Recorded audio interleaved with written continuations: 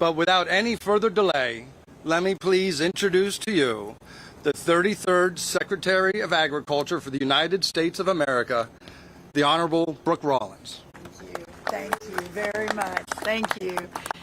Wow, what an amazing day. I think this is my first official, Congressman, Mr. Chairman, trip to Maryland as the Agriculture Secretary. It's a real joy to be here. We've had an amazing morning at this incredible facility with this incredible CEO and meeting his team. We went out on the water.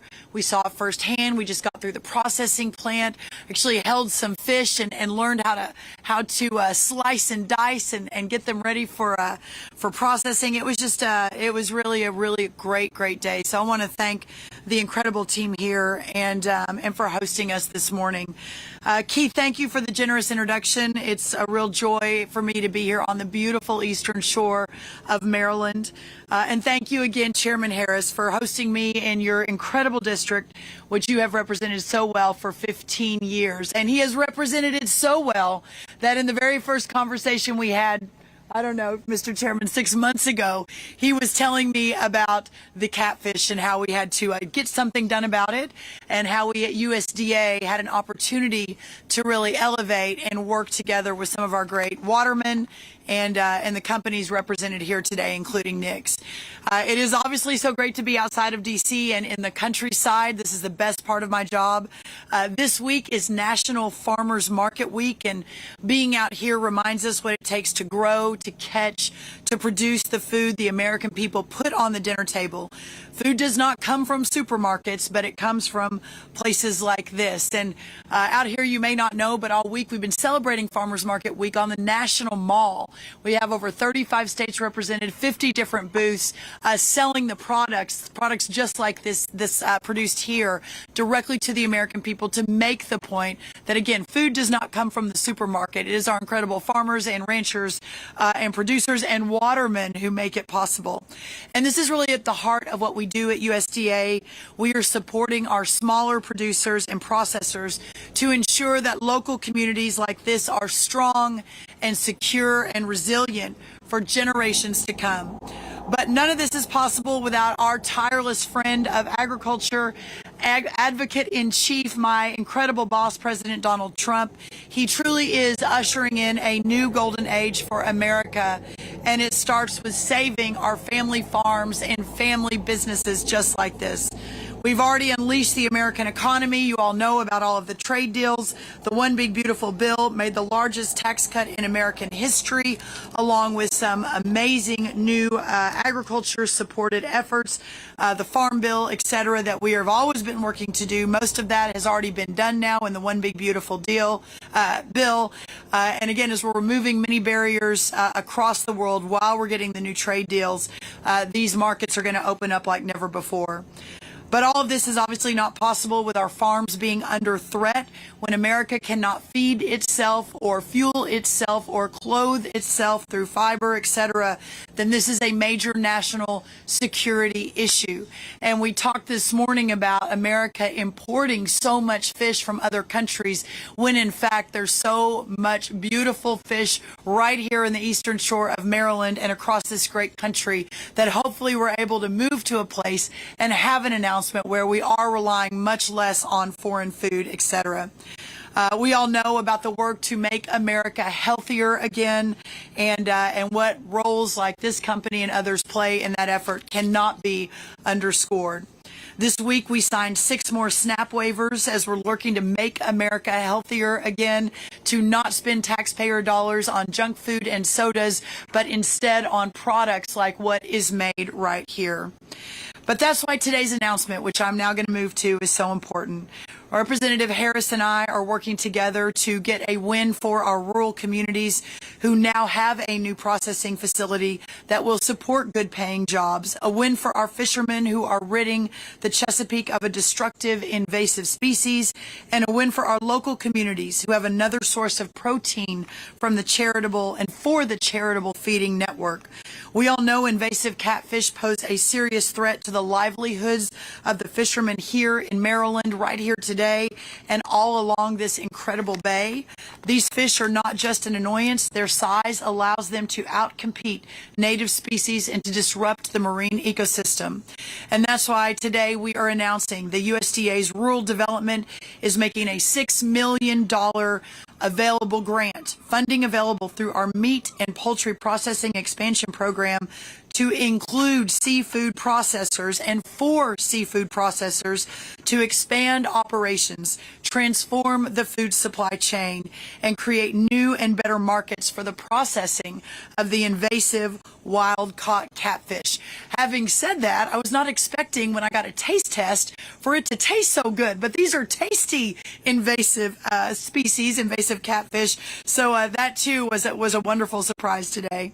And second, USDA, in partnership with the Maryland Department of Agriculture, and thank you, sir, is launching a one-year pilot program to purchase up to $2 million through Section 32 of the Chesapeake Bay blue catfish. $2 million is a lot of catfish, isn't it, Nick? So we're very excited about that.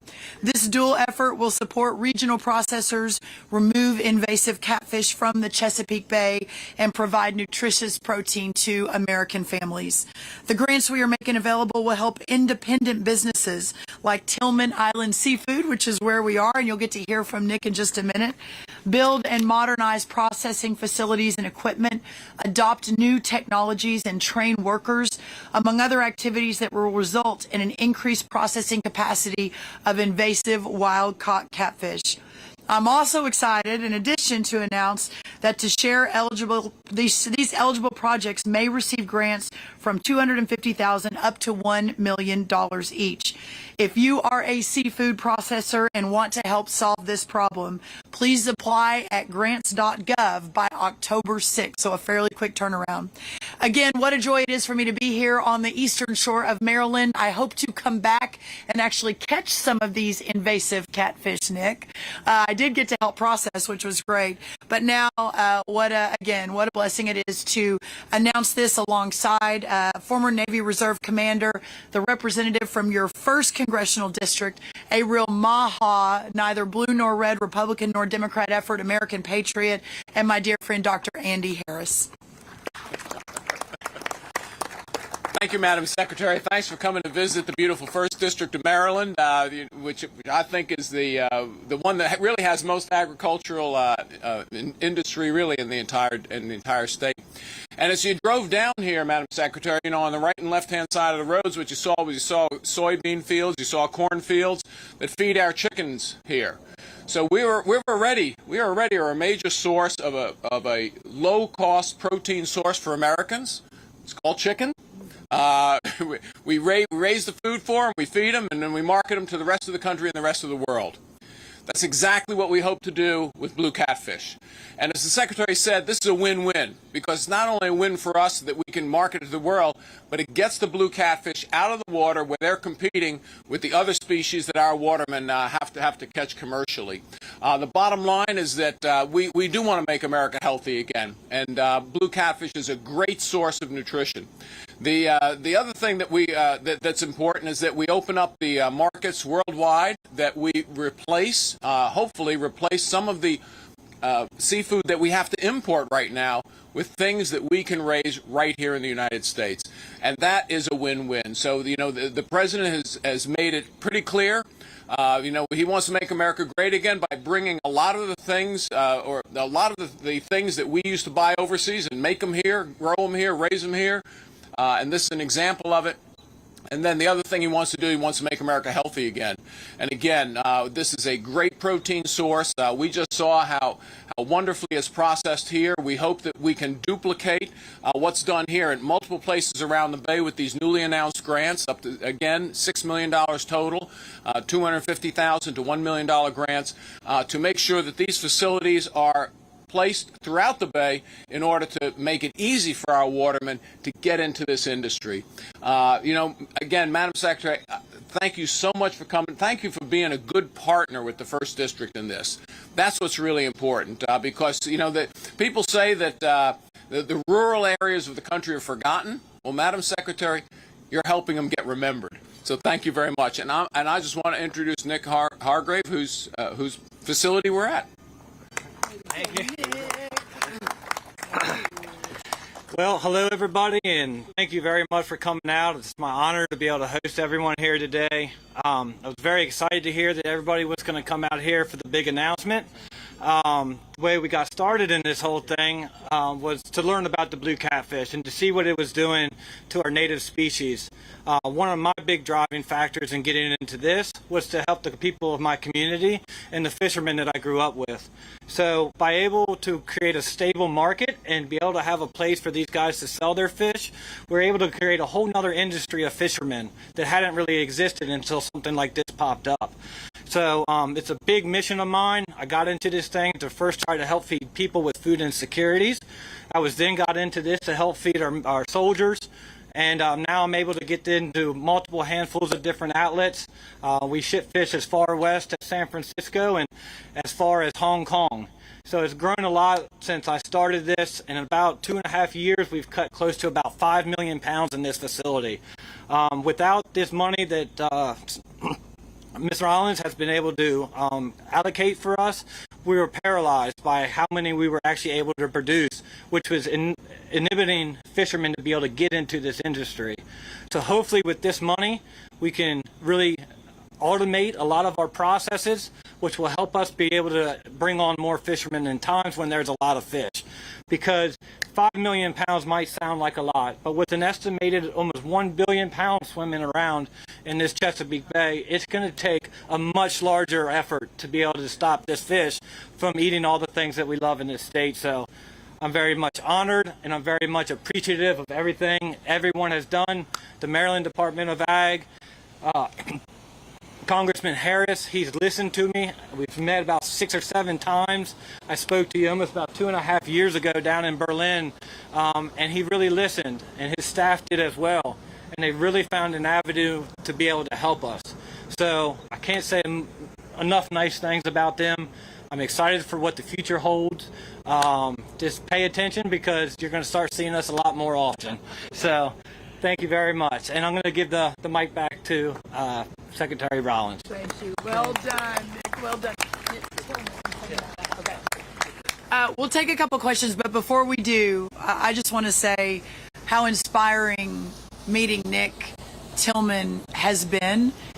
He is the reason that this job is just such a huge, huge gift. And I say that because what he represents is the future of our country. If we can inspire hometown boys who themselves spent 10 years on the water as a fisherman, who then decides that he wants to build an infrastructure to support more younger watermen and support local food insecurity, who then has the entrepreneurial spirit to take the risk to build, or to take an old building I think y'all said had been empty for a couple of years, to build a processing facility, to then have the vision and the wherewithal and the hustle to figure out the political process, which by the way is not easy. That's probably harder, Nick, than dealing with catching blue catfish, to come down and meet with Andy Harris. And this is the great story of America standing behind me, he and his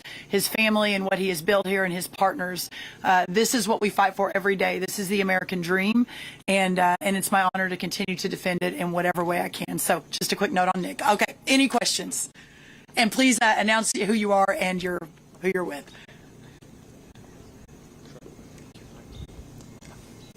Connor Metz from the Star Democrat newspaper in Easton. Secretary Rollins, just tell me a little bit about your biggest takeaways from touring the inside of the facility. Yeah, I was telling the guys that I'm from Texas and I'm a cattle person, and I have not spent much time, obviously, supporting all of our great ag producers. But for me, this has been such an incredible learning experience, understanding this industry. We got to see some crabbers out on the bay as we were driving around, and they were showing me the water, then understanding the amount of processing that goes on here, understanding really the work that is important that goes into creating a business like this, but also Nick and I spoke about the importance of his team around him and the people that he has, but also the opportunity ahead for this particular product. But really, Dr. Harris and I have spoken quite a bit. In America today, we do have a massive health issue. And my partner in that is Bobby Kennedy. He runs our Health and Human Services. Of course, we can't fix the health issue without making sure that all of our families have nutritious food and good protein. And so just seeing the opportunity with something like this here and then marrying that and understanding that USDA spends $400 million a day. Some of you have heard me say this over and over, but $400 million a day across 16 nutrition programs at USDA, and only about 5 to 10% of that money is spent on product like this. So there is a tremendous opportunity, and to see it firsthand, to meet the workers, to see what happens out on the water, and to see the business that is being built and how we in the government can really help to support that is a big takeaway as I go back to DC. So thank you. It's a great question. I've got a question for the congressman. Sure, and announce again who you are. Adam Willis with the Baltimore Banner. Nice to see you, Adam. Thanks. Congressman, there's a lot of discussion right now on Capitol Hill around the Farm Bill. I'm curious your opinion on legislative solutions to the catfish problem in the Chesapeake. What do you think could be done or needs to be done legislatively to address this Okay, issue? well, as you know, the vast majority of the Farm Bill was dealt with in the One Big Beautiful Bill. There's a small amount that's left. What we do is we deal with it in my subcommittee mostly. Obviously, this grant program was introduced in my subcommittee, the Agriculture Appropriations Subcommittee, to make sure that we appropriate money to get these processing plants built. That's, the only other thing we could do is we could, I guess, revisit whether or not the catfish inspection, properly falls under USDA or could be transferred back to FDA. That could help as well. But the first step is get these processing plants built, again, to build the market. I do want to thank Jay Jacobs for coming here, because Jay Jacobs, as many of you may or may not know, is a waterman. That's how he made his living. He has been on me for years about this. Tell him about the catfish. And look, you're right. I mean, the bottom line is we have to do something. I hope it's not too late. I think it's not if we can get this going. But the way to do it is to make sure that we develop a commercial market. This is a readily caught fish. Again, hundreds of millions of pounds of catfish in the bay.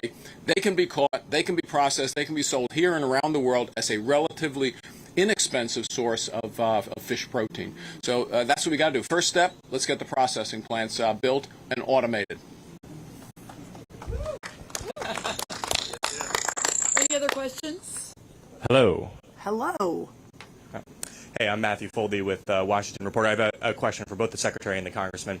I'm curious what the status of this program that you are announcing today was on, let's say, January 17th, 18th, 19th, 20th of this year. What did this look like when the Trump administration came back into office? Is this a thing that you were picking up pieces from the Biden administration? Was this something that you started from whole cloth here? And Congressman Harris, I'm curious from your perspective what it's like working with this Department of Agriculture in contrast with Secretary Vilsack.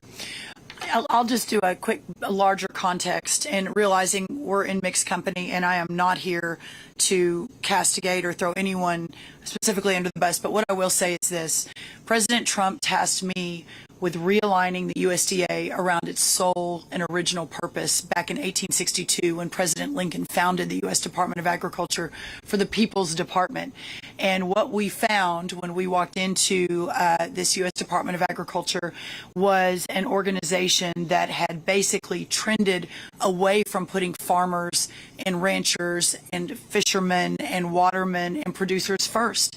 It was a USDA that, by the way, the careers there that we are working with are really great, but the leadership had really begun to move toward real grants, such as supporting food justice for transgender and BIPOC farmers in San Francisco.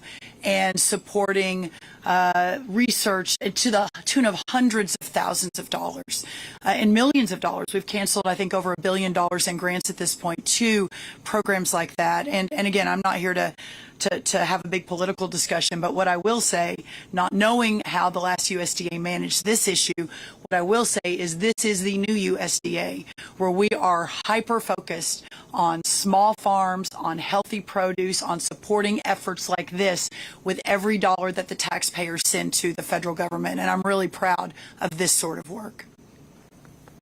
Thank you. And so, Matt, the bottom line is this language, the first language for these processing plans was put in the FY24 bill.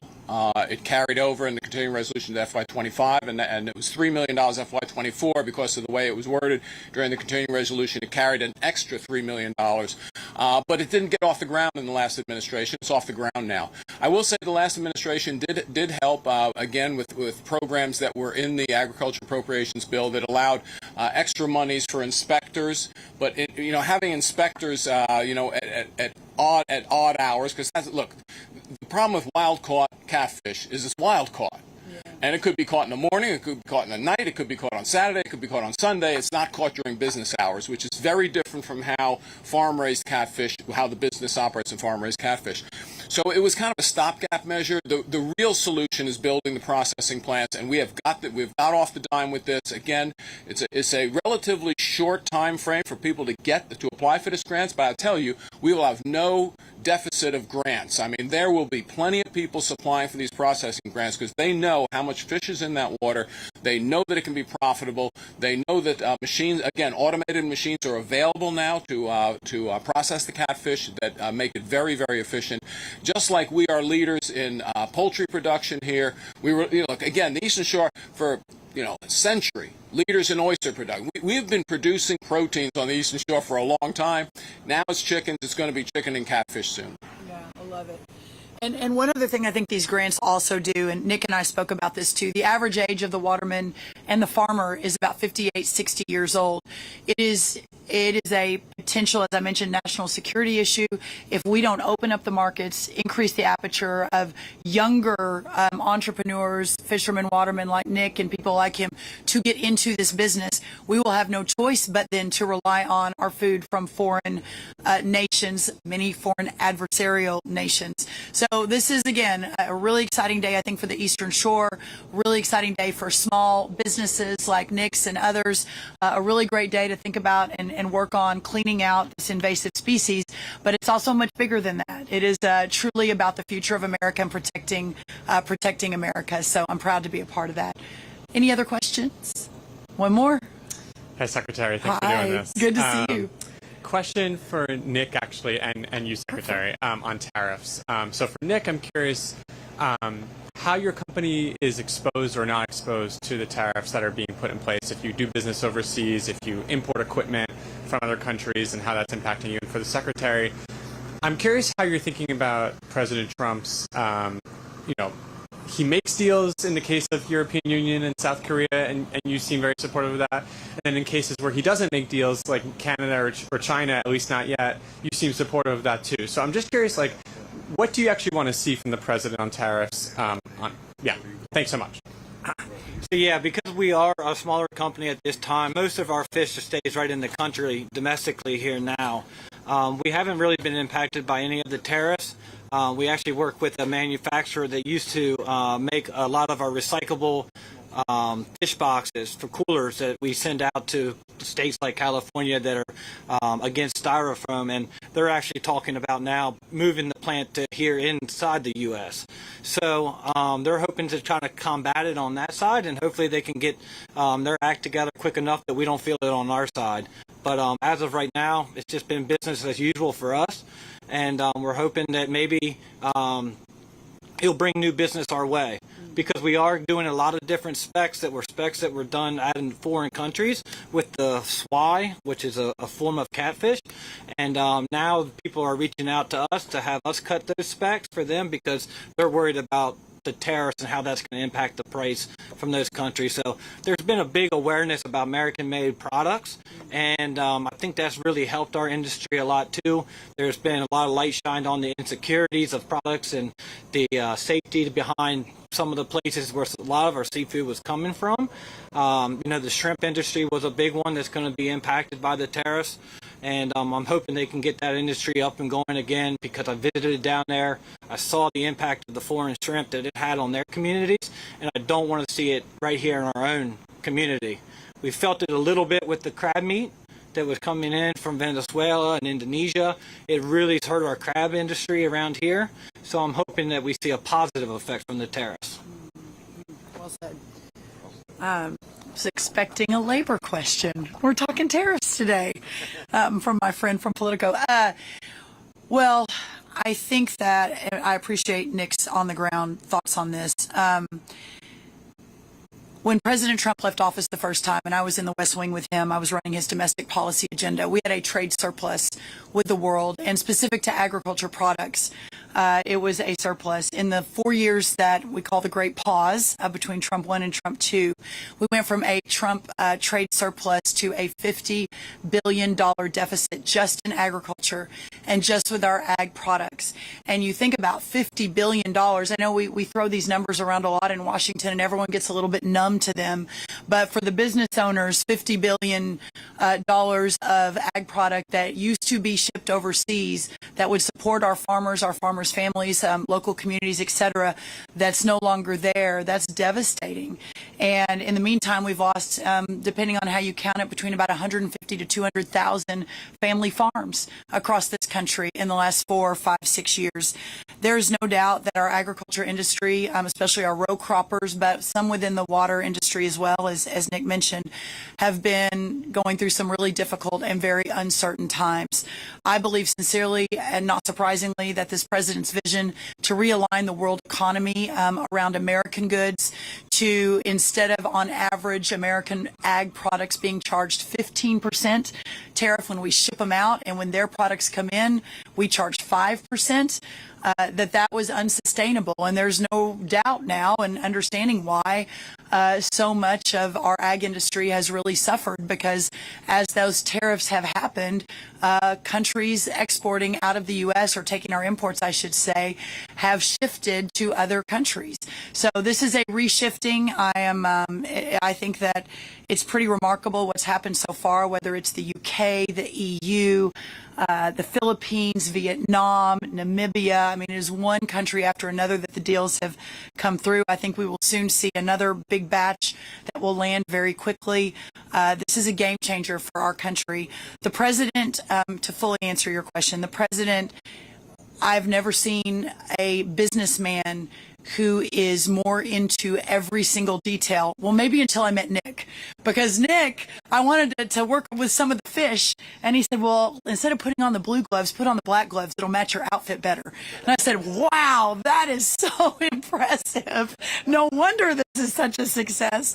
But other than Nick, President Trump's handle of every detail, and hearing him fight for our dairy farmers with Canada, and hearing him defend our row croppers with India, and hearing him sell rice to Japan, hearing this literally while he's on the phone is with these other foreign leaders is pretty incredible. And I don't know that we will ever have another president, at least in our lifetimes, with that grasp of the negotiation, of the art of the deal. So I trust his instincts on some of the countries that he has chosen not to immediately strike a deal with. I think that ultimately, putting America first, American agriculture first, we're going to see great benefits from all of these countries. Thank you. All right, everybody, thank you. It's a real blessing to be here. Thank you so much. Very good. How about that? The gloves. The gloves. I'll never forget it. I feel like I need to frame the gloves. Thank you so much. Thank y'all. They all want interviews with you. Okay.